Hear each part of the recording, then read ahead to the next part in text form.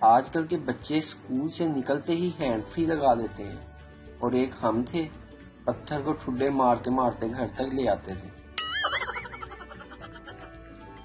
وہ مزہ نہیں دنیا کے کسی کونے میں جو مزہ ہے صبح اٹھ کر پھر سونے میں۔ ہماری زندگی میں کچھ لوگ ایسے بھی رہ چکے ہوتے ہیں جو گدھے پر بھی سوار ہونے کے لائق نہیں ہوتے، اور ہم ان کو ذہن پر سوار کر لیتے ہیں۔ شہروں اور دیہاتوں میں ایک بڑا فرق یہ بھی ہوتا ہے کہ شہروں کے مرد بھی عورت نما، جبکہ دیہاتی عورتیں بھی مرد نما ہوتی ہیں۔ یہ کوفتہ آخر کس نے ایجاد کیا ہے؟ پہلے بوٹی کا قیمہ بناؤ، پھر محنت کر کے قیمے کو جوڑ کر بوٹی بناؤ، اور پھر کھا کر دوبارہ قیمہ بنا دو۔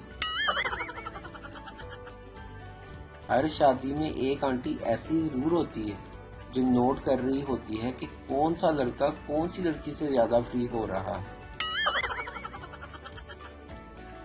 وہ لڑکے بھی لڑکیوں کو کہہ رہے ہوتے ہیں، جانو تم بس میری ہو، جن کی اپنی سم ابو کے نام پر ہوتی ہے۔ شادی سے پہلے ملاقاتیں اور شادی کے بعد مکالاتیں ہوتی ہیں۔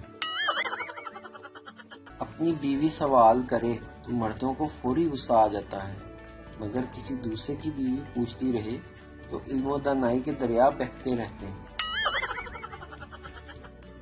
ویڈیو دیکھنے کا شکریہ۔